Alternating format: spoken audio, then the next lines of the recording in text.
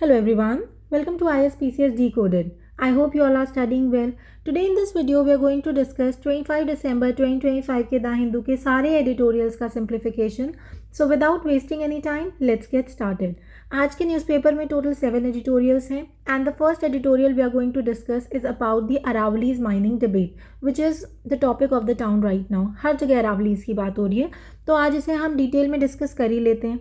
सबसे पहला सवाल आता है कि कोर इशू है क्या. सबसे पहले प्रॉब्लम को सीधा समझते हैं.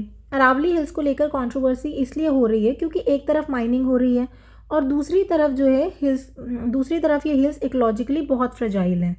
यानी क्वेश्चन ये नहीं है कि माइनिंग चाहिए या नहीं चाहिए, क्वेश्चन ये है कि माइनिंग कहाँ तक एक्सेप्टेबल है without destroying the ecology. Next हमारा आता है कि वाई अरावली इज़ मैटर. सो अब समझते हैं कि अरावली इतनी इंपॉर्टेंट क्यों है. अरावली सिर्फ पहाड़ नहीं है, ये ग्राउंड वाटर रिचार्ज करती है, डेजर्टिफिकेशन को रोकती है, डस्ट पोल्यूशन कम करती है और दिल्ली हरियाणा की एयर क्वालिटी को इनडायरेक्टली प्रोटेक्ट करती है. इसलिए जब अरावली डैमेज होती है उसका इफेक्ट सिर्फ एक एरिया तक लिमिटेड नहीं रह जाता. नाउ मेन इकोलॉजिकल डैमेज क्या है. प्रॉब्लम ये है कि ग्राउंड रियलिटी में रैम्पेंट माइनिंग, क्वेयरिंग और डिफॉरेस्टेशन ने अरावली को ऑलमोस्ट हॉलो कर दिया है. रिजल्ट क्या है. रिजल्ट है ग्राउंड वाटर लेवल गिर गया है, हिल्स जो है फ्लैटन हो गई हैं और एयर पोल्यूशन और डस्ट बढ़ गया है. यहीं से जुडिशरी का रोल एंटर करता है. ना सुप्रीम कोर्ट ने क्या ऑर्डर दिया. सुप्रीम कोर्ट ने देखा कि सिचुएशन सीरियस है, इसलिए कोर्ट ने कहा कि जब तक management plan for sustainable mining जो है नहीं बन जाता तब तक फ्रेश माइनिंग लीजेस बंद हैं. पर ध्यान देना कि कोर्ट ने परमानेंट बैन नहीं लगाया है. ना why court didn't impose a total ban. तो टोटल बैन क्यों नहीं लगाया कोर्ट ने. अब यहाँ कोर्ट का लॉजिक समझना इंपॉर्टेंट है. कोर्ट बोला कि अगर टोटल बैन लगा दिया तो इलीगल माइनिंग और बढ़ जाएगी और इंडिया जैसे डेवलपिंग कंट्री में स्टोन और मिनरल्स की डिमांड कॉन्टीन्यूसली होती है. इसलिए कोर्ट ने इसे प्रैक्टिकल अप्रोच ली and not the emotional one. तो ये एक प्रैक्टिकल अप्रोच रहा. ना एक्सेप्शंस अलाउड है. इस पॉज के बाद भी एक एक्सेप्शन दिया गया which is for the critical minerals जो गवर्नमेंट अप्रूव करे. ये बताता है कि कोर्ट डेवलपमेंट को भी इंक्लूड नहीं कर रहा है. ना की डिलेमा एक्नॉलेज्ड बाय कोर्ट ने ओपनली माना है कि स्टेट्स माइनिंग से रेवेन्यू कमाती है, वहीं स्टेट माइनिंग रेगुलेट भी करती है. यानी कॉन्फ्लिक्ट ऑफ इंटरेस्ट यहाँ पर प्रेजेंट है, जिसे हमने आज ही के एथिक्स के वीडियो में डील किया है. आज ही के टॉपिक में चाहें तो आप प्लेलिस्ट में जाकर चेक कर सकते हैं. जिसको कंट्रोल करना है वही बेनिफिशियरी भी है. ये गवर्नेंस का क्लासिक एथिकल डिलेमा है. ना सेंटर का पैरेलल इनिशिएटिव. इसी टाइम सेंटर बोलता है कि हम अरावली ग्रीन वॉल प्रोजेक्ट ला रहे हैं. कौन सा. Aravalli green wall project. मतलब एफॉरेस्टेशन, रिफॉरेस्टेशन, ग्रीन कवर बढ़ाना. सुनने में अच्छा लगता है पर यहीं से डाउट स्टार्ट होता है. प्रॉब्लम क्या है अब इस ग्रीन वॉल अप्रोच से. एडिटोरियल यही पॉइंट उठाता है कि आर्टिफिशियल प्लांटेशन नेचुरल फॉरेस्ट का सब्सटीट्यूट नहीं हो सकती. माइनिंग से जो इकोसिस्टम डिस्ट्रॉय होता है, soil structure, biodiversity, water channels, वो सिर्फ पेड़ लगा देने से वापस नहीं आता. इसीलिए ग्रीन वॉल सोल्यूशन पार्शियल है और कंप्लीट नहीं है. So what is the major technical controversy. अब डिबेट का सबसे टेक्निकल पार्ट आता है कि एग्जैक्टली अरावली रेंज है क्या. तो इसकी रेंज के बारे में बात हो रही है. ये कोई छोटा सवाल नहीं है क्योंकि डेफिनेशन ही डिसाइड करेगी कहाँ माइनिंग अलाउड होगी, कहाँ बैन लगेगा. सो एक्सपर्ट कमेटी का सजेशन क्या है.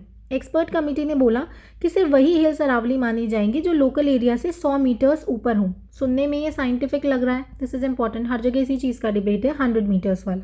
सो इम्पैक्ट क्या है इस डेफिनेशन का. प्रॉब्लम ये निकली कि फॉरेस्ट सर्वे ऑफ इंडिया 2010 के अकॉर्डिंग इस डेफिनेशन से 92% अरावली एरिया जो है वो प्रोटेक्शन से बाहर हो जाता है विच इज़ ह्यूज. यानी पेपर पर अरावली बच जाएगी पर ग्राउंड पर बिल्कुल भी नहीं बचेगी. तो कोर्ट का रिस्पांस क्या रहा इस चीज़ को देखकर. सुप्रीम कोर्ट ने इस डेफिनेशन को ना फुल्ली एक्सेप्ट किया ना ही रिजेक्ट किया. कोर्ट ने अटॉर्नी जनरल की बात सुनी और डिसीजन उसको डेफर कर दिया. They deferred it to attorney general's argument. Another आता है कि गवर्नमेंट का आर्ग्यूमेंट क्या है. गवर्नमेंट क्या बोलती है. गवर्नमेंट कहती है कि अगर एक्सपर्ट डेफिनेशन मान ली तो ऑफिशियली रिकग्नाइज्ड अरावली एरिया ही श्रिंक हो जाएगा. इसलिए वो कॉशियस रहना चाहती है. सो व्हाट इज़ द की कंसर्न. एडिटोरियल का मेन कंसर्न यही है कि कोर्ट ने क्लियरली नहीं बताया क्यों एक इंटरप्रिटेशन बेटर है दूसरी से. यानी रीजनिंग ट्रांसपेरेंट बिल्कुल भी नहीं है. सो ट्रांसपेरेंसी इशू है, ये हमने देखा अभी. सो इस पूरे डिबेट में scientific data, criteria, reasoning public domain में क्लियरली अवेलेबल नहीं है. इसका मतलब है कि सिटीजन्स को एविडेंस नहीं मिल रहा, सिर्फ अथॉरिटी पर ट्रस्ट करना पड़ रहा है. So what is the resulting problem. जब डेटा क्लियर नहीं होता लोग गवर्नमेंट वर्सेस एक्सपर्ट में से किसी एक पर ब्लाइंड ट्रस्ट करने को मजबूर हो जाते हैं. ये डेमोक्रेटिक एनवायरमेंटल गवर्नेंस के लिए डेंजरस है. अब सवाल आता है कि डेंजरस क्यों है. क्योंकि एनवायरनमेंट पॉलिसी ट्रस्ट पर नहीं, साइंस और ट्रांसपेरेंसी पे चलती है। ट्रस्ट डेफिसिट हो जाएगा अगर, तो अच्छी पॉलिसी भी सस्पेक्ट लगने लगती है। So what is the scientific point? Editorial ये भी याद दिलाता है कि अरावली क्या है। ये कोई पॉलिटिकल इशू नहीं है, ये जियोलॉजिकल और हिस्टोरिकल क्वेश्चन है हमारा, इसलिए इसका आंसर साइंस से आना चाहिए, किसी स्लोगन से नहीं आना चाहिए। So why distrust exist? Public distrust इसलिए भी है क्योंकि गवर्नमेंट का रिकॉर्ड एयर पोल्यूशन कंट्रोल में हमेशा से वीक रहा है। इसलिए जब गवर्नमेंट प्रोमिसेस देती है एनवायरनमेंट को लेकर तो लोग नेचुरली स्केप्टिकल हो जाते हैं। गवर्नमेंट क्या बोलती है? सेंटर बोलता है कि अरावली डेफिनेशन सिर्फ माइनिंग के लिए है, ट्री कटिंग, हाउसिंग या एग्रीकल्चर के लिए बिल्कुल भी नहीं है। So it is only for mining. तो ये डिफेंस क्यों फेल हो रहा है? क्योंकि एडिटोरियल बोलता है कि जब ट्रांसपेरेंसी ही नहीं है तो कोई वर्बल एश्योरेंस ट्रस्ट बिल्ड नहीं करती। पॉलिसी क्लैरिटी लिखित यानी कि रिटन और ओपन होनी चाहिए ना। कोर मैसेज क्या है इस एडिटोरियल का?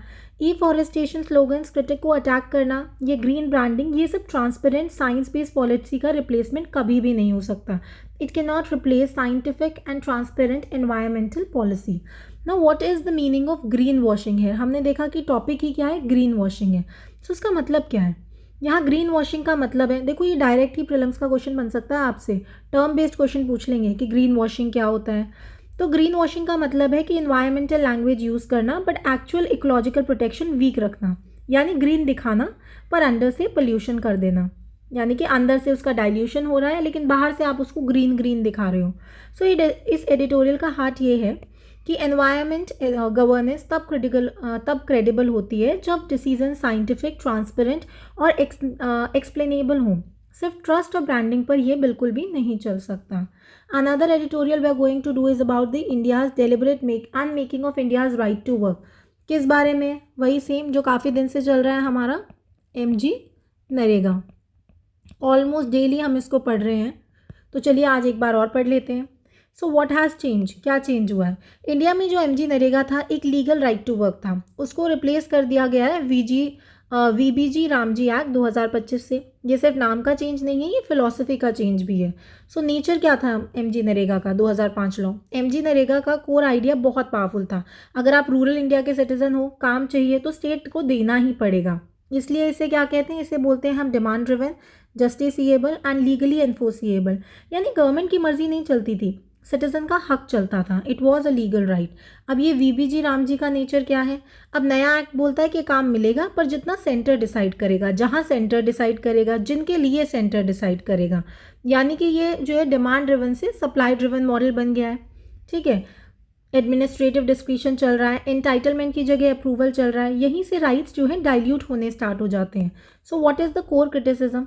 एडिटोरियल का मेन ऑब्जेक्टिव ये है कि राइट को क्वाइटली स्कीम में बदल दिया गया है। सिटीजन क्लेमेंट से बेनिफिशियरी बन गया है। राइट का मतलब होता है मैं मांग सकता हूँ, लेकिन स्कीम का मतलब है कि मिलेगा तो अच्छा और नहीं मिलेगा तो चुप। सो बेसिकली राइट से ये स्कीम बन गई है। So why this is ideological and not technical? Technical ये क्यों नहीं है? गवर्नमेंट बोलती है कि एफिशिएंसी इंप्रूव कर रहे हैं और एडिटोरियल बोल रहा है कि नहीं, ये आइडियोलॉजिकल शिफ्ट है, ये रिफॉर्म नहीं, राइट बेस्ड वेलफेयर से रिट्रीट है हमारा। Now removal of Gandhi's name, Gandhi का नाम हटाया जा रहा है।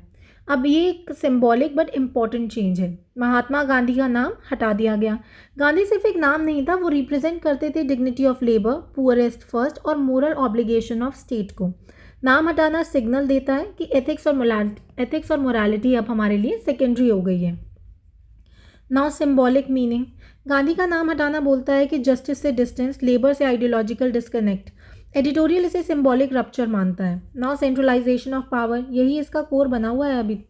तो सेंट्रलाइजेशन ऑफ पावर की अगर हम बात करें तो अब पावर का शिफ्ट सेंटर पर हो गया है। पहले डिमांड नीचे से आती थी, अब एलोकेशन जो है वो ऊपर से आएगा। सेंटर के पास planning power, financial control, approval authority, यानी डिसेंट्रलाइजेशन जो है वीक हो गया है।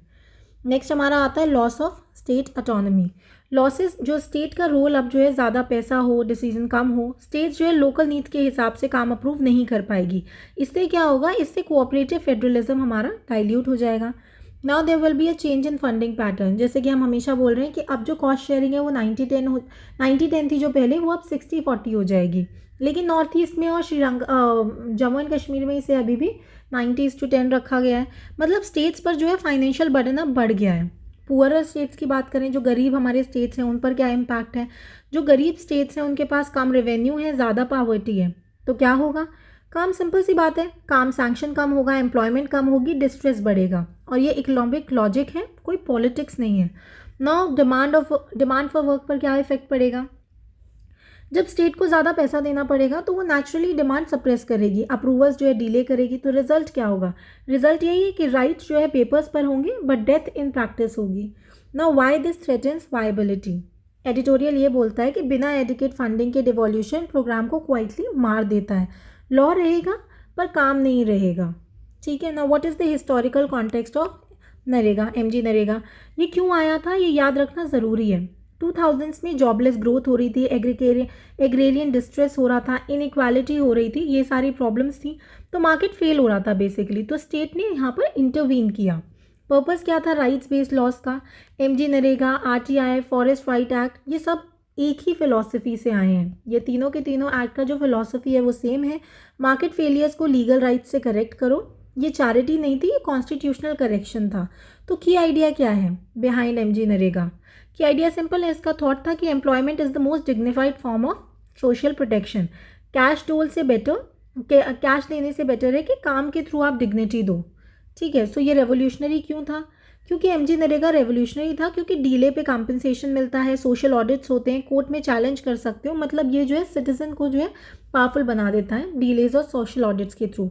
ना एविडेंस ऑफ सक्सेस, स्टडीज़ ने दिखाया कि रूरल वेजेस इंप्रूव हुए, माइग्रेशन रिड्यूस हुआ, जो है क्या कहते हैं इकोनॉमिक स्टेबिलिटी आई, क्राइसिस में लाइफलाइन की तरह दिखा। और कोविड के टाइम पे भी ये सर्वाइवल टूल बन गया था। तो ड्यूरिंग कोविड ये सर्वाइवल टूल बन गया था हमारा। नेक्स्ट आता है ऑपोजिशन टू एमजी नरेगा। फिर भी ऑपोजिशन आई।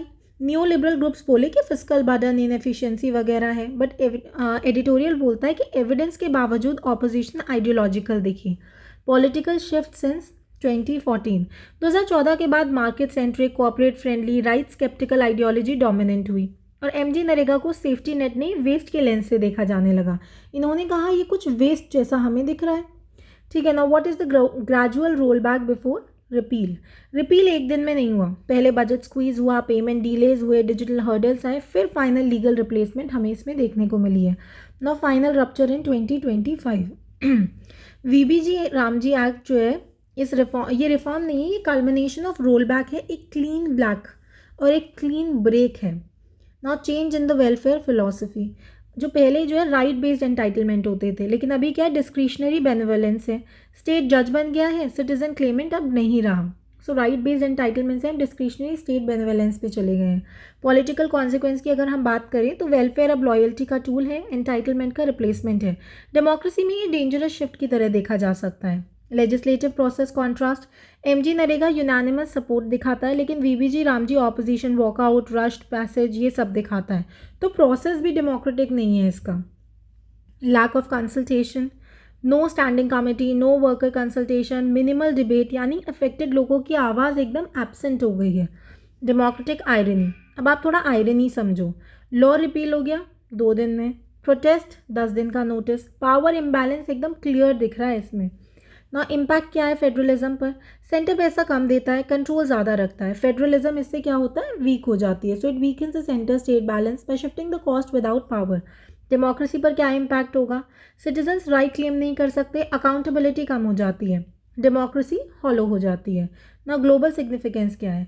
वर्ल्ड का सबसे बड़ा right based employment guarantee programme dismantle हो गया ना। ग्लोबल साउथ के लिए भी एक सिग्नल है। What is ultimately at stake? ये बेसिक सवाल है कि क्या काम के थ्रू डिग्निटी स्टेट की ऑब्लिगेशन रहेगी या पॉलिटिकल फेवर बन जाएगा। So what is the core conclusion? Editorial का फाइनल वर्डिक्ट एकदम क्लियर है। ये रिफॉर्म नहीं है, ये सोशल राइट्स का सिस्टमैटिक रोल बैक है। Systematic roll back of social rights and democratic guarantees. Next हमारा आता है another editorial is about India's clean energy transition.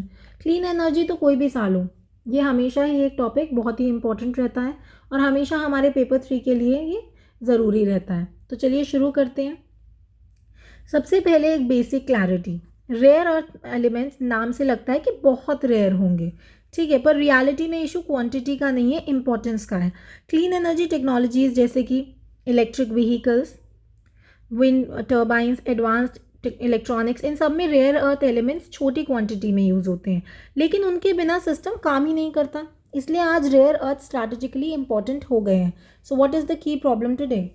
अब कॉमन मिसअंडरस्टैंडिंग ये होती है कि रेयर अर्थ्स खत्म हो रहे हैं। एडिटोरियल क्लियरली बोलता है कि प्रॉब्लम जो है अवेलेबिलिटी नहीं है, प्रॉब्लम है क्लीन, रेजिलियंट और अफोर्डेबल सप्लाई चेन्स। मतलब एनवायरनमेंट डैमेज ना हो, एक ही कंट्री पे डिपेंडेंस ना हो, कॉस्ट मैनेजेबल रहे। यहीं से पॉलिसी डिबेट स्टार्ट हो जाता है। So what is the most critical component? यहाँ एक वेरी इंपॉर्टेंट पॉइंट आ जाता है, बहुत इंपॉर्टेंट पॉइंट है कि रेयर अर्थ माइनिंग से ज़्यादा बड़ा बॉटलनेक है हाई परफॉर्मेंस परमानेंट मैग्नेट्स। क्या? High performance permanent magnets. अगर मैग्नेट नहीं बन पाए तो क्लीन एनर्जी ट्रांजिशन रुक जाएगा, चाहे माइन हो या ना हो। सो इंपॉर्टेंट एग्जाम्पल्स दिए हैं कुछ, which is neodymium iron boron magnets, यानी कि electric motor vehicles, wind turbines के लिए एब्सोल्युटली ये असेंशियल है हमारे लिए। सो इलेक्ट्रिक व्हीकल हो या विंड मिल, बिना इन मैग्नेट्स के एफिशिएंसी पॉसिबल नहीं है। डायरेक्ट क्वेश्चन बन सकता है प्रीलिम्स में, ये पूछ लेगा आपसे कि किस चीज़ के लिए इंपॉर्टेंट है। Now why magnets matter more than the mines? Mines से ज़्यादा मैग्नेट क्यों इंपॉर्टेंट है? ये एडिटोरियल का कोर टेक्निकल लॉजिक है, ध्यान से सुनना। अगर आपके पास माइन है पर प्रोसेसिंग और मैग्नेट मेकिंग नहीं है तो आप फिर भी डिपेंडेंट ही रहोगे, इसलिए सिर्फ माइन है बोलना सोल्यूशन नहीं है। नाउ रिफाइनिंग वर्सेस माइनिंग, इसको एक सिंपल एनालॉजी से याद रखो। माइनिंग मतलब क्रूड ऑयल निकालना और रिफाइनिंग मतलब पेट्रोल और डीजल बनाना। फिर से सुनो, माइनिंग मतलब क्रूड ऑयल निकलना और रिफाइनिंग मतलब पेट्रोल डीजल बनाना। ना क्रूड ऑयल जब तक रिफाइन नहीं होता तब तक काम नहीं होता। सो सम रेयर मिनरल्स, ये भी चीज़ रेयर मिनरल्स के साथ होती है ना। चाइना का डोमिनेंस भी इस एडिटोरियल में एक्सप्लेन किया गया है। चाइना का डोमिनेंस इसलिए नहीं है क्योंकि उसके पास ज़्यादा माइंस है, बल्कि इसलिए है क्योंकि प्रोसेसिंग, रिफाइनिंग, मैग्नेट मैन्युफैक्चरिंग सब पे उसका कंट्रोल है। इसलिए global supply chain China centric हो गई है, which is a problem.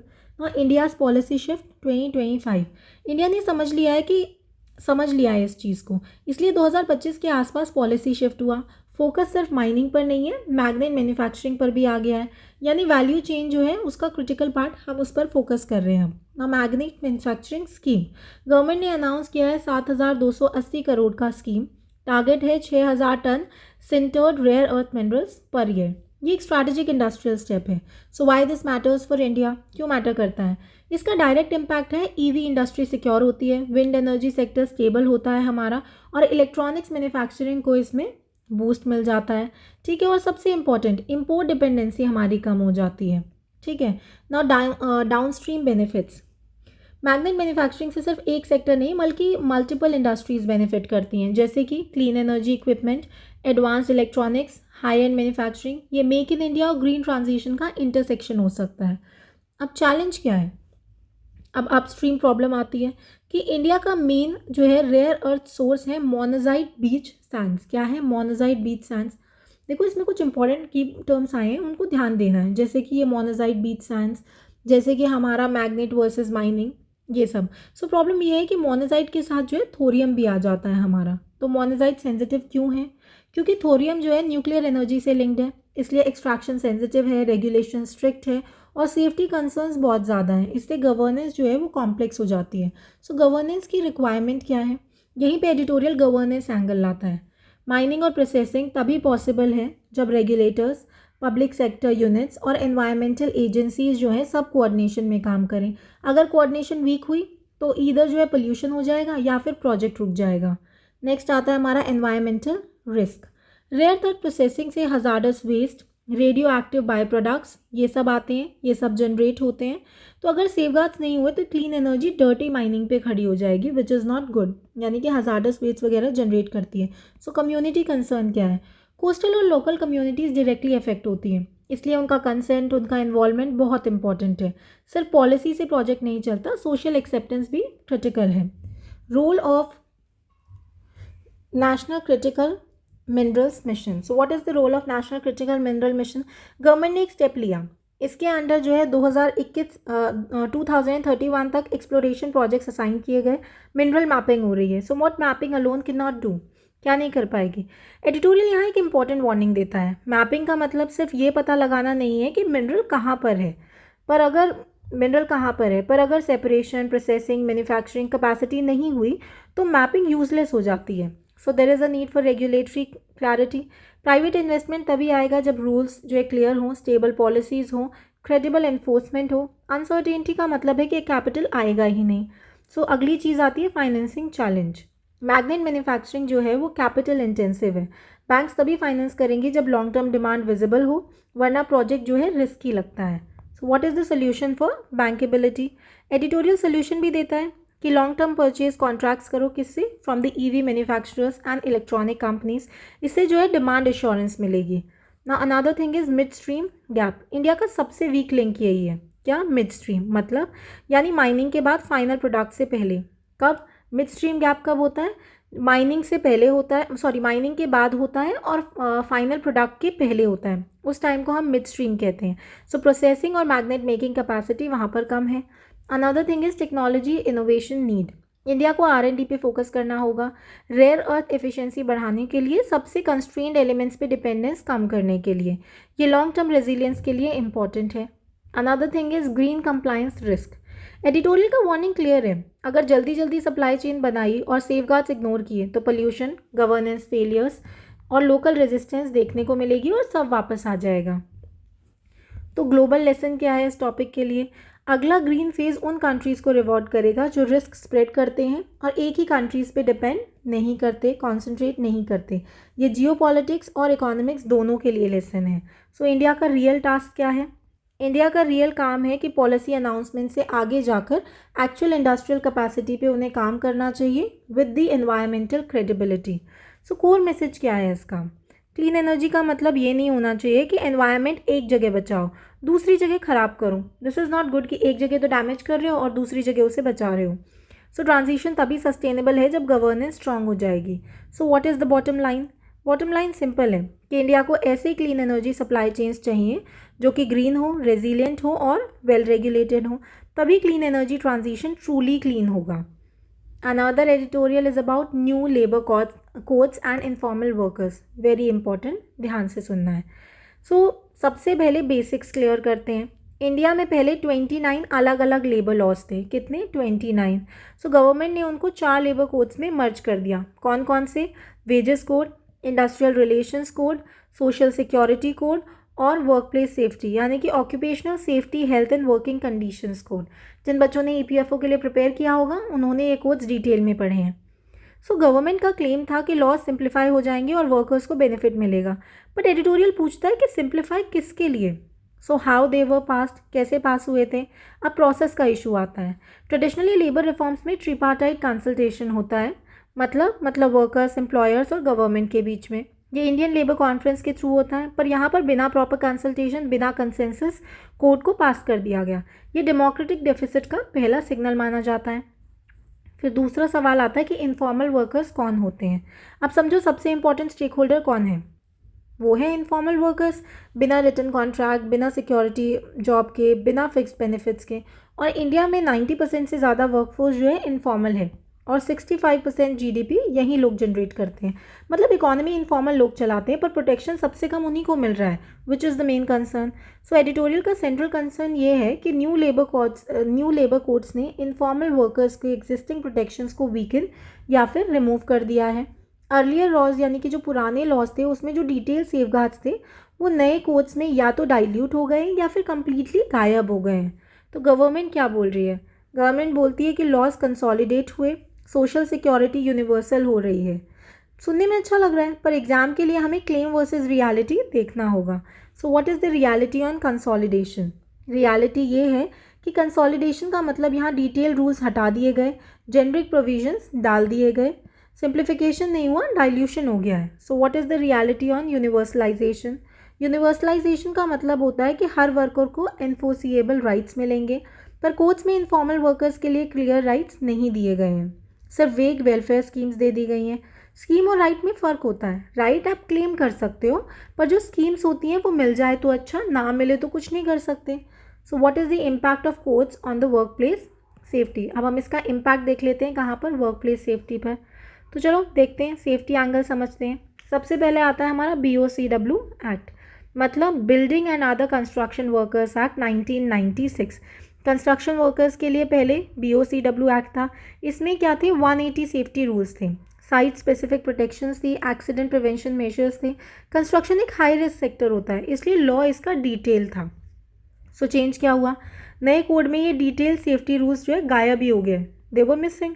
General language आ गई पर ग्राउंड रियलिटी क्लैरिटी एकदम चली गई। सो ग्राउंड लेवल क्लैरिटी नहीं है। सो ये डेंजरस है क्यों? क्योंकि कंस्ट्रक्शन में जो है एक्सीडेंट्स, इंजरीज, डेथ्स बहुत कॉमन होती हैं। डिटेल रूल्स हटाने का मतलब है कि सेफ्टी वीक हो गई है और अकाउंटेबिलिटी अनक्लियर हो गई है ना। इंस्पेक्शन सिस्टम एक बड़ा चेंज हुआ। फिजिकल इंस्पेक्शन की जगह अब क्या कर रहे हैं हम लोग, वेब बेस्ड इंस्पेक्शंस कर रहे हैं। पर सेफ्टी इंस्पेक्शन ऑनलाइन फॉर्म से नहीं, साइट विजिट से होती है, इसलिए वेब बेस्ड सिस्टम इनइफेक्टिव है। Now lastly international standards. India ने जो है ILO कन्वेंशन 81 रेटिफाई किया है, जो कि बोलता है कि इफेक्टिव लेबर इंस्पेक्शन ज़रूरी है। कोर्ट से स्टैंडर्ड के अगेंस्ट जा रहे हैं। देखो कई बार पूछा जाता है कि क्या ये सो एंड सो एक्ट जो है इंडिया ने ILO से रेटिफाई किया है कि नहीं किया, डायरेक्ट प्रिंट्स का क्वेश्चन बनता है, तो ये आपके लिए इंपॉर्टेंट है। नेक्स्ट आता है हमारा ऑक्यूपेशनल हेल्थ रिस्क इग्नोर्ड। अब सिर्फ एक्सीडेंट नहीं, हेल्थ रिस्क भी देखो।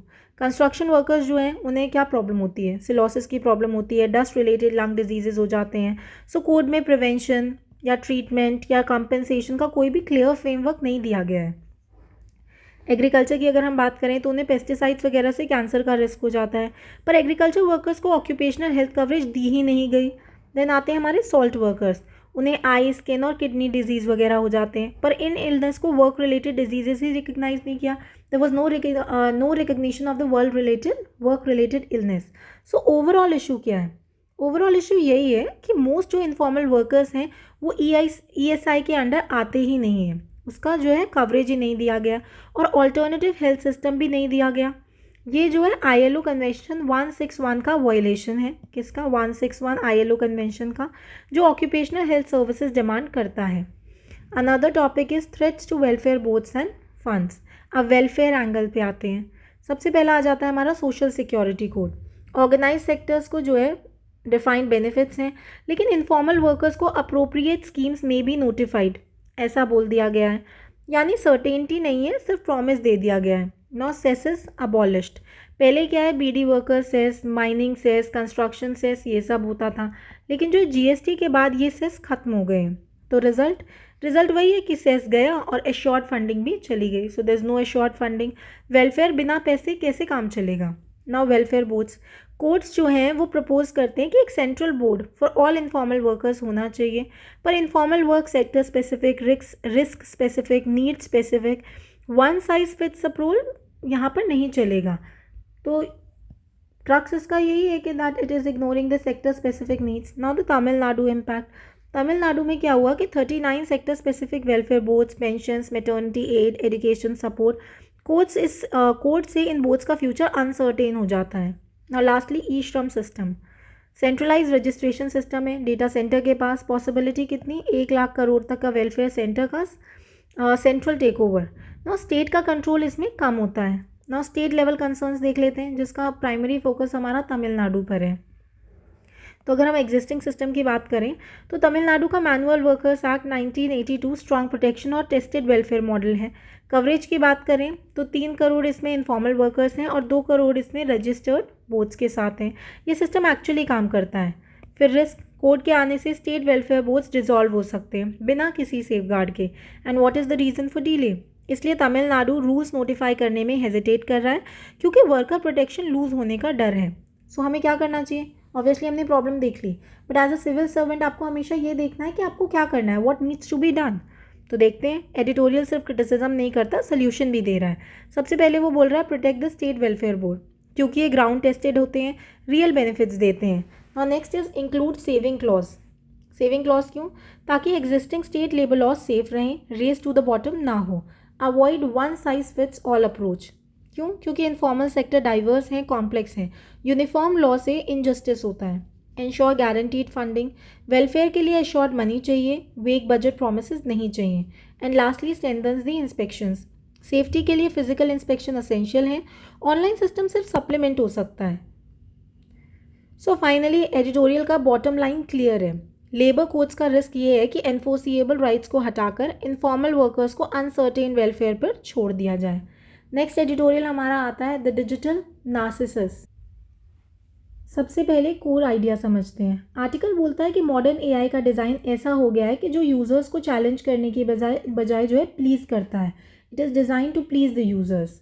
एआई का गोल बन गया है कि आपको कंफर्टेबल फील कराना, आपको बताना कि आप सही हो, पर प्रॉब्लम यहीं से स्टार्ट होती है। ह्यूमन ग्रोथ जो है कंफर्ट से नहीं, चैलेंज से होती है। सो व्हाट इज़ द की कंसर्न? ऑथर एआई को एक वर्ड देता है, डिजिटल साइकोफैंथ, यानी कि जैसे पहले राजा के बराबर में चापलूस होते थे, आज एआई यूजर्स की चापलूसी करता है। हर थॉट को वैलिडेट करना, हर ओपिनियन को अफर्म करना बिना सवाल उठाए, ये डिजिटल नार्सिसिज्म है। So why this is dangerous? क्यों डेंजरस है? ये डेंजरस इसलिए है क्योंकि इंसान तब ग्रो करता है जब उसे क्वेश्चन किया जाता है, जब कोई उसकी गलती दिखाता है, जब डिसएग्रीमेंट होता है। अगर हर टाइम कोई बोले तुम बिल्कुल सही हो, तो सेल्फ करेक्शन खत्म हो जाता है, क्रिटिकल थिंकिंग वीक हो जाती है। तो चेंज क्या हुआ है? पहले जो है ह्यूमन इवोल्यूशन का एक बेसिक इंजन था इंटेलेक्चुअल फ्रिक्शन। क्या था इंटेलेक्चुअल फ्रिक्शन? यानी कि आइडियाज़ क्लैश करते थे, डिबेट्स होती थी, गलतियों से लर्निंग होती थी। आज क्या हो गया कि मशीन्स को इस तरह ऑप्टिमाइज़ किया जा रहा है जो डिसएग्रीमेंट को स्मूथ कर दें, जो फ्रिक्शन को रिमूव कर दें। ये एक साइलेंट बट डीप शिफ्ट हो सकता है। तो देखते हैं AI as a sycophant. Now अब थोड़ा और डिटेल में इसको समझ लेते हैं। Why AI flatters? क्यों करता है? एआई इसलिए फ्लैटर करता है क्योंकि ह्यूमंस को प्रेज पसंद है, अप्रूवल से एंगेजमेंट बढ़ता है और कंपनीज को प्रॉफिट मिलता है। एल्गोरिथम सिंपल है एकदम, यूज़र खुश, ज़्यादा यूज़, ज़्यादा डेटा, ज़्यादा पैसा। एथिक्स यहीं पर सेकेंडरी हो जाता है ना। हिडन रिस्क है, अगर आपको हर बार वैलिडेशन मिले तो आप खुद को पूछना छोड़ दोगे, इम्प्रूव करना छोड़ दोगे, मैं गलत भी हो सकता हूँ। ये थॉट धीरे धीरे गायब हो जाएगा। So it erodes a habit of questioning one self ना। ह्यूमन वीकनेस एक्सप्लॉइट हो रही है इससे। हम जो है सब एक नेचुरल वीकनेस शेयर करते हैं, हमें अच्छा लगता है जब कोई हमें बोले कि हम सही हैं। एआई इस वीकनेस को एक्सप्लॉइट कर रहा है, चैलेंज नहीं कर रहा है। सो लॉन्ग टर्म इम्पैक्ट क्या होगा इसका? ऑथर का वार्निंग ये है कि जो माइंड कभी चैलेंज नहीं होता वो धीरे धीरे विदर हो जाता है। मतलब मसल जैसे समझो, यूज़ नहीं करोगे तो वीक हो जाएगी। सो ग्रेजुअली विदर हो जाएगी, यानी कि वीक हो जाएगी। What is the historical parallel related to this? अब एक बहुत पावरफुल कंपैरिजन आता है कि पहले टाइम्स में क्या होता था। अर्लियर टाइम्स में किंग के आसपास कोचियर्स होते थे जो सिर्फ प्रेज करते थे, जो डिसेंट को डिसएग्रीमेंट करते थे, डिस्करेज करते थे। रिजल्ट क्या हुआ? गलत डिसीजंस, डाउनफॉल, टायरनी। पर आज क्या हो रहा है एआई की वजह से कि आज एआई हर यूज़र का कोचियर बन गया है। डिसेंट ओपनली सप्रेस नहीं होता, बल्कि सटली आप जो है इरेज हो जाता है, और यही डेंजर होता है। नेक्स्ट हमारा आता है नेचर ऑफ कंट्रोल। पहले क्या होता था? टायरनी होती थी, यानी कि फोर्स से चलती थी। आज की जो टायरनी है वो कंफर्ट से चल रही है, लोग कंट्रोल महसूस ही नहीं कर रहे हैं। Tyranny can use comfort, not threat to democracy and freedom. Next हमारा टॉपिक आता है basically it is leading to failure came from the lack of criticism. Criticism ही नहीं हो रहा है, एक्सेस वैलिडेशन मिल रही है आपको। नेक्स्ट आता है आपका, अब गवर्नेंस एंगल से देखते हैं कि गवर्नेंस एंगल से क्या है, यानी कि it became a threat for the freedom and democracy. सबसे पहले आता है पॉलिटिकल पावर। लीडर्स एआई का यूज़ कर सकते हैं पब्लिक ओपिनियन को शेप करने के लिए, क्रिटिसिज्म को ड्रोन करने के लिए। और ये गवर्नेंस से ज़्यादा कंसेंट इंजीनियरिंग हो रहा है, यानी कि इंजीनियर कंसेंट हो रहा है। पब्लिक ओपिनियन, एल्गोरिथम आपको वही दिखाता है जो आप पसंद करते हो। ऑपोजिट व्यूज़ को वो क्वाइटली जो है चुपचाप हाईलाइट कर देता है, यानी कि साइलेंट कॉन्ट्रोडिक्शन हो रहा है। कोई सेंसरशिप बोर्ड नहीं है, पर डिसेंट फिर भी गायब हो गया है। Then democratic debate. डेमोक्रेसी में डिबेट असेंशियल है, पर जब डिसएग्रीमेंट अनकंफर्टेबल लगने लगे, हार्मनी आर्टिफिशियल मैन्युफैक्चरिंग हो, तो डेमोक्रेसी हॉलो हो जाती है। So what is the nature of control? ये कंट्रोल इनविजिबल होता है, परसुएसिव होता है, हर जगह होता है, इसलिए डेंजरस है। So what is the impact on society and future generations? अभी हमने डेमोक्रेसी पर देखा, अब हम सोसाइटी पर देखेंगे। अब सोशल इम्पैक्ट समझते हैं। सबसे पहले बच्चे, एआई के साथ ग्रो करने वाले जो बच्चे हैं वो डिसएग्रीमेंट हैंडल करना नहीं सीख पाएंगे। क्रिटिसिज्म को वो पर्सनल अटैक समझेंगे, जो कि बहुत डेंजरस है। अगर हम बड़ों की बात करें, एडल्ट्स की, तो ऑपोजिट ओपिनियन सुनना छोड़ देंगे, इको चैम्बर्स में रहना प्रेफर करेंगे। Then human relations messy, unpredictable और इमोशनली डिमांडिंग हो जाएंगे। एआई पोलाइट, एफर्मिंग, ईजी होता है, जो है कंपैरिजन में ह्यूमंस डिफ़िकल्ट लगने लगते हैं। एंड लास्टली डायलॉग, जब कॉन्ट्रडिक्शन अनकंफर्टेबल हो जाए तो डायलॉग नेचुरली कम हो जाता है। नेक्स्ट हमारा आता है ट्रुथ वर्सेस कंफर्ट। इसको देख लेते हैं। ये सेक्शन प्योर एथिक्स का हार्ट है, ठीक है, तो ध्यान से सुनना। ये सेक्शन जो है आपके लिए इंपॉर्टेंट है। तो ट्रुथ क्या करता है? ट्रुथ करता है, चैलेंज करता है, डिस्टरप्ट्स इन चैलेंजेस, डिस्कम्फर्ट करता है, ग्रोथ अनेबल करता है, जो एक करेज मांगता है, एंड ह्यूमंस को फ्री सेट करता है। वहीं पर अगर हम कंफर्ट की बात करें तो ये आपको सूद करता है, डिपेंडेंसी क्रिएट करता है, स्टेग्नेशन लाता है, और ह्यूमंस को कंटेंट फील कराता है, यानी कि फॉल्स सेटिस्फैक्शन देता है। एथिक्स का सवाल है, हम क्या चूज़ करते हैं? ट्रुथ या फिर कंफर्ट। सो रियल डेंजर क्या है? ऑथर यहाँ पर एक वार्निंग देता है। ऑथर बोलता है कि लोग गलत चीज़ से डर रहे हैं। मिसप्लेस्ड फियर, एआई जॉब्स ले लेगा, एआई स्टेट्स चलाएगा। लेकिन रियल डूम्सडे क्या है कि ह्यूमंस जो है सोचना बंद कर देंगे, डिसेंट को रिजेक्ट कर देंगे। आपको छोटा सा एक रिव्यू भी देना होता है तो लोग कहते हैं अरे चैट जीपीटी खोल लो, अरे एआई खोल लो। तो ये प्रॉब्लम्स आ रही है, मेंटल कॉम्प्लेसेंसी आ जाएगी, ये साइलेंट कोलैप्स होगा। तो सवाल वही आता है कि अगर ये प्रॉब्लम है तो सोल्यूशन क्या होगा, हमें क्या करने की ज़रूरत है, व्हाट शुड बी डन। तो सोल्यूशन देखते हैं आप। सबसे पहले एआई डिज़ाइनर्स, एआई को क्वेश्चन करना चाहिए, बायस एक्सपोज करना चाहिए, सिर्फ एग्री नहीं करना चाहिए। एथिकल एआई का मतलब है अनकंफर्टेबल ऑनेस्टी। देन यूज़र्स को कॉन्शियसली डिबेट सीख करनी चाहिए, करेक्शन एक्सेप्ट करनी चाहिए, सिर्फ कंफर्ट नहीं ट्रुथ चाहिए। देन सोसाइटी को डिसएग्रीमेंट को वर्च्यू माना जाना चाहिए, डिसेंट को डेमोक्रेसी का पार्ट समझना चाहिए। एंड लास्टली इंस्टीट्यूशंस का रोल है प्लूरलिज्म प्रोटेक्ट करना, फ्री थॉट एंकरेज करना, एल्गोरिथम पावर रेगुलेट करना। नेक्स्ट हमारा आता है एथिक्स एंड गवर्नेंस एंगल। ठीक है, ये टॉपिक डायरेक्टली लिंक होता है एथिकल एआई से, डेमोक्रेटिक अकाउंटेबिलिटी से, कॉग्निटिव ऑटोनॉमी से और मोरल करेज से। ये GS4 का गोल्ड है, आप ध्यान से पढ़ो, एकदम ऐसा लग रहा है जैसे एथिक्स का पेपर पढ़ रहे हो। एआई का सबसे बड़ा खतरा ये नहीं है कि वो ह्यूमंस जैसे सोचे, इंसानों जैसे सोचे, बल्कि ये है कि जो इंसान है वो सोचना ही ना छोड़ दे कहीं। नेक्स्ट हमारा एडिटोरियल आता है an attack on progressive cinema, IFFK ban. देखते हैं सबसे पहले कोर इशू क्या है। सबसे पहला सीधा मुद्दा समझते हैं। इंटरनेशनल IFFK क्या है? सबसे पहले international film festival of Kerala में जो फिल्म स्क्रीन होने वाली थी उनमें से कई फिल्म्स को यूनियन गवर्नमेंट ने सेंसर एग्जाम्शन देने से मना कर दिया और इस वजह से फेस्टिवल का शेड्यूल डिस्टर्ब हो गया और कई स्क्रीनिंग्स रुक गई। ये कोई छोटा एडमिनिस्ट्रेटिव इशू नहीं है, बल्कि एक पॉलिसी लेवल इंटरवेंशन की तरह इसको देखा जा रहा है। तो ये मैटर क्यों करता है? अब सवाल आता है कि फिल्म फेस्टिवल में सेंसर एग्जाम्शन का इशू इतना बड़ा क्यों है? क्योंकि film festivals historically free artistic expression के स्पेस होते हैं, पॉलिटिकली सेंसिटिव, एक्सपेरिमेंटल और अनकंफर्टेबल सिनेमा दिखाते हैं। ये वही जगह होती है जहाँ पर मेन स्ट्रीम से अलग आवाज़ मिलती है, डिबेट और डिस्कशंस होते हैं। इसलिए जब फेस्टिवल लेवल पर ही कंट्रोल आता है तो क्रिएटिव फ्रीडम डायरेक्टली इम्पैक्ट होती है। सो इस साल क्या चेंज हुआ? What change this year? इस साल एक अनप्रेसिडेंटेड चीज़ हुई। 19 फिल्म्स को एक साथ एग्जाम्शन डिनाई कर दिया गया। 19 which is a huge number. पहले कभी इतनी लार्ज नंबर में एक साथ फिल्म्स को ब्लॉक नहीं किया गया था, इसलिए कंट्रोवर्सी काफ़ी बढ़ गई है। तो ज़रा सेंसर एग्जाम्शन को समझते हैं हम, थोड़ा टेक्निकल क्लैरिटी ले लेते हैं। सो नॉर्मल प्रैक्टिस क्या होती है कि नॉर्मली फिल्म फेस्टिवल्स के लिए सेंसर सर्टिफिकेट कंपलसरी नहीं होता, सिर्फ एक फॉर्मल एग्जाम्शन दिया जाता है ताकि फेस्टिवल जो है स्मूथ चल सके। फॉर्मल एग्जाम्शन दे देते हैं हम। सो पहले का ट्रेंड ये था कि पहले एग्जाम्शंस रूटीन होते थे, रेयरली डिनाई किए जाते थे। गवर्नमेंट इंटरफेरेंस जो है वो काफ़ी मिनिमल हुआ करता था। करंट डेविएशन क्या है कि इस बार ब्लैंकेट डिनायल दे दिया गया है मल्टीपल फिल्म्स को एक साथ। इससे सिग्नल गया कि स्क्रूटनी और कंट्रोल बढ़ गया है। तो कौन कौन से फिल्म्स इफेक्ट हुई, अब देखते हैं कौन सी फिल्म पर इम्पैक्ट पड़ा है ना। सबसे पहले है पैलेस्टीनियन फिल्म्स, पैलेस्टीन से रिलेटेड फिल्म्स को ब्लॉक कर दिया गया है। ये इमीडिएटली पॉलिटिकल सेंसिटिविटी का हिंट है। दूसरा है क्लासिक सिनेमा, सबसे शॉकिंग एग्जाम्पल बैटलशिप पोटमकिन, एक Soviet era classic, world cinema का लैंडमार्क फिल्म। इसका डिनाई होना टेक्निकल रीजन से जस्टिफाई करना मुश्किल है। नेक्स्ट हमारी आती हैं कंटेम्प्रेरी फिल्म्स, साथ ही कुछ कंटेम्प्रेरी फिल्म्स उन डायरेक्टर्स की जो डोमिनेंट पॉलिटिकल नैरेटिव से क्रिटिकल थे, ये भी लिस्ट में है।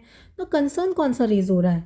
इसलिए कंसर्न ये उठा कि सिलेक्शन रैंडम नहीं है बल्कि पॉलिटिकली सेंसिटिव लग रहा है। सो पॉलिटिकल सेंसिटिविटी की वजह से हमें ये थोड़ा सा प्रॉब्लमेटिक लग रहा है।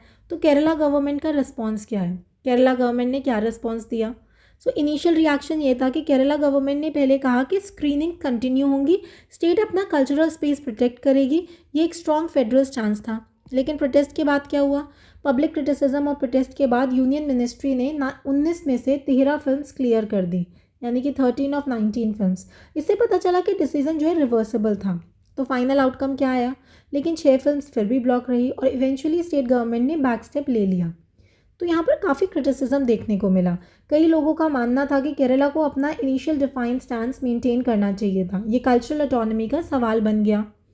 Now what is the role of union government?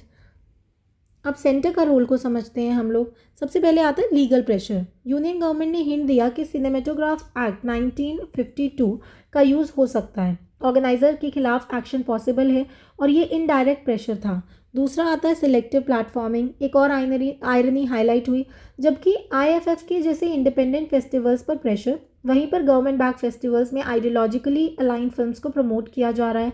इससे सिलेक्टिव कल्चरल सपोर्ट का परसेप्शन बना। तो परसेप्शन क्या है? इस पूरे एपिसोड को लोगों ने देखा कल्चरल नैरेटिव को कंट्रोल करने की कोशिश के रूप में। सो वाई IFFK इज़ इम्पॉर्टेंट? अब ये समझना ज़रूरी है कि IFFK कोई ऑर्डिनरी फेस्टिवल नहीं है, इसका एक कल्चरल रोल है। ये प्रोग्रेसिव सिनेमा, इंडिपेंडेंट वॉइसेस और ग्लोबल सिनेमा, ग्लोबल पर्सपेक्टिव को एक प्लेटफॉर्म देता है। देन डेमोक्रेटिक नेचर, इसे फेस्टिवल ऑफ एलीट्स नहीं बल्कि फेस्टिवल ऑफ मासेस माना जाता है। Students, workers, common audiences actively participate करते हैं ना। इंडस्ट्री इम्पैक्ट, IFFK का डायरेक्ट इम्पैक्ट मलयालम सिनेमा में realism, social themes, experimental story telling पर पड़ा ना। नेक्स्ट आता है हमारा टैलेंट नर्चरिंग। कई फिल्म मेकर्स IFF के एक्सपोजर के थ्रू इंटरनेशनल सिनेमा से इंस्पायर हुए, इसलिए ये सिर्फ इवेंट नहीं है, सिनेमेटिक इकोसिस्टम है। Now wider pattern of shrinking cultural space. Editorial इस इंसिडेंट को आइसोलेटेड नहीं मानता। Visa denials, foreign jury members और फिल्म मेकर्स वीज़ा इश्यूज़ की वजह से अटेंड नहीं कर पाए, ये इंटरनेशनल कल्चरल एक्सचेंज को अफेक्ट करता है। देन हमारा आता है फेस्टिवल अनसर्टेनिटी। और भी festivals funding issues, continuity problems face कर रहे हैं। नाउ नेक्स्ट आता है and last is cultural narrowing. Overall trend यही है कि प्लूरलिज्म और डिबेट के स्पेसेस नैरो हो रहे हैं ना। पॉलिटिकल एंड डेमोक्रेटिक कंसर्न्स, ये GS2 एंगल क्लियर कर जाता है। तो किस एंगल से इंपॉर्टेंट है? पेपर 2 के लिए हमारे लिए इंपॉर्टेंट हो जाता है पॉलिटिकल एंड डेमोक्रेटिक कंसर्न्स। सबसे पहला हमारा आता है आर्टिस्टिक फ्रीडम। एक second, political and democratic concerns, पहला आ गया आर्टिस्टिक फ्रीडम। सिनेमा एक्सप्रेशन का पावरफुल मीडियम है, डेमोक्रेसी में प्रोटेक्टेड होना चाहिए। सिलेक्टिव सेंसरशिप इस फ्रीडम को वीकन कर देती है। फिर आता है कल्चरल सेंसरशिप, जब कुछ व्यूज़ अलाउ और कुछ सिलेक्टिवली ब्लॉक कर दिए जाते हैं तो क्रिएटिव इंडिपेंडेंस खत्म हो जाती है। फेडरल फ्रिक्शन, यूनियन का स्टेट कल्चरल इवेंट में डायरेक्ट कंट्रोल फेडरलिज्म का क्वेश्चन रेज करता है। कल्चरली जो है स्टेट सब्जेक्ट जैसा ट्रीट होना चाहिए ना। डेमोक्रेटिक वैल्यूज़, कल्चरल स्पेस लोगों को पॉलिटिक्स से परे कनेक्ट करते हैं, एम्पैथी और डायलॉग क्रिएट करते हैं। इनका श्रिंक होना डेमोक्रेसी के लिए अनहेल्दी है। इस एडिटोरियल का कोर मैसेज ये है कि IFF के कंट्रोवर्सी फिल्म्स के बारे में कम और free expression, protecting cultural spaces, uphold the free expression, diversity, cultural autonomy, democratic values के बारे में ज़्यादा है ना। Another article is about 4 trends redefining the north Indian oceans storm cycle. सबसे पहले हम बैकग्राउंड समझेंगे। सोचो, एक चीज़ सोचो, जब या ये सोचो कि आप क्लास में बैठे हो, हम GS1 या GS3 की क्लाइमेट क्लास में बैठे हैं और पहले बेसिक्स क्लियर कर रहे हैं। ऑब्वियसली बहुत अच्छा एडिटोरियल है, लेकिन बेसिक्स क्लियर नहीं करोगे तो समझ नहीं आएगा। तो बैकग्राउंड समझो, पहले कुछ बेसिक टर्म समझ लो। सबसे पहले साइक्लोन का मतलब सिर्फ बड़ा तूफान नहीं होता है। साइक्लोन डिस्टर्बेंस एक अम्ब्रेला टर्म होती है, लो प्रेशर से लेकर सुपर साइक्लोन तक सब कुछ इसमें आता है। देन नॉर्थ इंडियन ओशियन, इसका मतलब सिर्फ समंदर नहीं है, इसमें आता है Arabian Sea, Bay of Bengal और उसके आसपास के कोस्टल एरियाज़ भी ना। 10 ईयर रोलिंग एवरेज क्या है? इसका सिंपल मतलब होता है कि 1 साल का नॉइज़ हटा के लॉन्ग टर्म ट्रेंड देखना ना। सिवेरिटी का मतलब क्या है? स्टॉर्म कितना डिस्ट्रक्टिव है, ना कि कितने स्टॉर्म आए। सिवेरिटी मतलब कितना स्ट्रॉन्ग था वो ना। इस एडिटोरियल नंबर से ज़्यादा नेचर ऑफ स्टॉर्म्स पे फोकस किया गया है। तो इसमें कुछ ट्रेंड्स दिए गए हैं। तो पहला ट्रेंड क्या है? ओवरऑल साइक्लोन डिस्टर्बेंसेस कम हो रहे हैं, ये पहला ट्रेंड है। अगर हम 1900 से अब तक का डेटा देखें तो एक इंटरेस्टिंग पैटर्न देखने को मिलता है, लॉन्ग टर्म पैटर्न देखने को मिल रहा है। 1900 से 1920 एवरेज 10 से कम डिस्टर्बेंसेज हैं। 30s to 70s peak phase था, 15+ डिस्टर्बेंसेज आए per year. 80s to 2000s पहले शार्प डिक्लाइन देखने को मिला और बाद में सिर्फ 8 डिस्टर्बेंसेज देखने को मिले, ठीक है। एंड देन 2010 से 20s तक थोड़ा रिकवरी, लेकिन पीक से काफ़ी कम। तो इसका सिंपल मतलब क्या है? मतलब यही है कि आज स्टॉर्म ज़्यादा फ्रीक्वेंट नहीं हो रहे हैं, बल्कि टोटल नंबर हिस्टोरिकली कम हो चुका है। लेकिन यहीं पे लोग गलती करते हैं कि कम स्टॉर्म्स का मतलब कम डेंजर नहीं होता, इसलिए नेक्स्ट ट्रेंड्स और ज़्यादा इंपॉर्टेंट हो जाते हैं। दूसरा ट्रेंड है हमारा bay of Bengal weakening, Arabian sea strengthening. Second और बहुत क्रिटिकल शिफ्ट, पहले की सिचुएशन क्या थी कि ट्रेडिशनली बे ऑफ बंगाल में इंडिया का साइक्लोन फैक्ट्री माना जाता था, मैक्सिमम साइक्लोन्स हमारे यहीं से आते थे। लेकिन अब क्या चेंज हो गया है? चेंज ये हुआ है कि डिस्टर्बेंसेस की संख्या यानी कि नंबर्स काफ़ी कम हो गए हैं और अरेबियन सी में डिस्टर्बेंसेस हमारे बढ़ रहे हैं। तो इसका रियल इम्पैक्ट क्या है? टोटल स्टॉर्म काउंट कम लगता है क्योंकि बे ऑफ बंगाल वीक हो रहा है, लेकिन अरेबियन सी जो है साइलेंटली स्ट्रांग हो रहा है। मतलब वेस्ट कोस्ट जो है जैसे कि गुजरात, महाराष्ट्र, केरला और आइलैंड रीजन्स अब न्यू रिस्क जोन्स बन गए हैं। So what is the key take away? Cyclone geography west की तरफ शिफ्ट हो रही है, ये आपको पता होना चाहिए। दिस इज़ इम्पोर्टेंट ना। अब तीसरा ट्रेंड देखते हैं, which is storms are becoming more severe, ज़्यादा सिवियर हो रहे हैं, ज़्यादा डेंजरस हो रहे हैं। यहाँ इंटेंसिटी समझना बहुत ज़रूरी है। सो साइक्लोन इंटेंसिटी का एक बेसिक लैडर है। सोचो जैसे स्टेप्स हैं, सबसे पहले low pressure area, then depression, फिर आता है cyclone storm, then severe cyclone, फिर very severe, then extremely severe and then super cyclone. ये इस तरीके से होता है। ये इंक्रीजिंग असेंडिंग ऑर्डर में हमें दिया गया है। एक सेकेंड, ये असेंडिंग ऑर्डर में हमें दिया गया है, यानी कि इस तरीके से ये एक सेकेंड, ये इस तरीके से हमारा बढ़ रहा है ना। ऑब्जर्व चेंज क्या है, एक्चुअल चेंज क्या ऑब्जर्व हुआ? सबसे पहले बे ऑफ बंगाल, इसमें क्या था कि स्टॉर्म्स कम हुए, लेकिन जो बनते हैं उनमें से ज़्यादा सिवियर कैटेगरी में बन रहे हैं, यानी कि सिवियर हो रहे हैं। अब अगर हम अरेबियन की बात करें तो यहाँ पे चांस कम था पहले, पर अब जो बन रहे हैं वो रैपिड इंटेंसिफिकेशन दिखा रहे हैं, हमें रैपिड इंटेंसिफिकेशन देखने को मिल रहा है। ओशियन टेम्परेचर, तो रूट कॉज क्या है इसका? वार्मर ओशियन टेम्परेचर, ज़्यादा गर्म पानी, ज़्यादा एनर्जी, ज़्यादा स्ट्रॉन्गर साइक्लोन। तो प्रॉब्लम है कि स्ट्रॉन्ग साइक्लोन ज़्यादा अनप्रिडिक्टेबल होते हैं। सडन इंटेंसिफिकेशन डिजास्टर मैनेजमेंट को टफ बना देता है। तो सिंपल मतलब fewer storms but far more destructive storms. Next हमारा आता है नेक्स्ट ट्रेंड आता है हमारा trend 4, storms are occurring later in the year. अब टाइमिंग का चेंज समझते हैं, यानी कि साइक्लोन अब साल के एंड में आ रहे हैं, तो यानी कि इस बार चौथा ट्रेंड हम लोग टाइमिंग के बारे में बात कर रहे हैं। तो पहले का पैटर्न क्या होता था कि जुलाई सितंबर में देखने को मिलता था, मॉनसून के साथ देखने को मिलता था और थोड़ा सा प्रिडिक्टेबल विंडो होता था। लेकिन अभी क्या हो गया है? अभी प्रॉब्लम ये है कि अक्टूबर दिसंबर देखने को मिल रहा है, ठीक है, पोस्ट मॉनसून फेज देखने को मिल रहा है और टाइमिंग जो है अनसर्टेन हो गई है। तो इससे क्या प्रॉब्लम होती है? डिज़ास्टर एजेंसीज जो हैं वो मॉनसून के बाद रिलैक्स करती हैं, फार्मर्स हार्वेस्ट स्टेज पे होते हैं, ठीक है, और फ्लड और लैंडस्लाइड रिस्क बढ़ जाता है। मतलब साइक्लोन सब लेट, अनएक्सपेक्टेड और डिसरप्टिव हो गए हैं। सो ये ट्रेंड मैटर क्यों करते हैं? जीएस का क्या एंगल है इसमें, देखते हैं ज़रा। अब फाइनली एग्जाम का लिंकेज देख लेते हैं। सबसे पहले हमारा climate change, ocean warming directly linked है। इंटेंसिटी और अनप्रिडिक्टेबिलिटी हमारी जो है बढ़ रही है।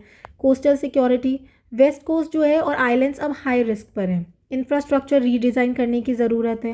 Then disaster management, old cyclone calendars काम के नहीं है। अर्ली वार्निंग और प्रिपेयर्डनेस अपडेट करना पड़ेगा। We need to update cyclone calendars ना। अर्बन प्लानिंग, कोस्टल सिटीज़ को स्टॉर्म रेजिलियंट बनाना पड़ेगा, ठीक है। और agriculture, post monsoon cyclones crops को डायरेक्टली हिट करते हैं। सो नॉर्थ इंडियन ओशंस में साइक्लोन कम हो रहे हैं, लेकिन ज़्यादा स्ट्रॉन्ग, वेस्टवर्ड शिफ्टिंग और अकरिंग लेटर, यानी कि जो है क्या कहते हैं लेट सीजन में हो रहे हैं। तो जो क्लाइमेट अडेप्टेशन और डिज़ास्टर प्रिपेयर्डनेस को और अर्जेंट बना देते हैं। और इसी के साथ हमारे आज के सारे एडिटोरियल्स फिनिश होते हैं। आज का न्यूज़पेपर बहुत इंपॉर्टेंट था, थोड़ा सा लेंदी वीडियो हो गया बिकॉज हमें डिटेल में डिस्कस करना ज़रूरी था। अगर हम बेसिक्स डिस्कस नहीं करते तो समझने में थोड़ी सी दिक्कत आ जाती है। आई होप आप लोगों को समझ आया होगा। मिलते हैं नेक्स्ट वीडियो के साथ। Till then best of luck and merry Christmas to you all.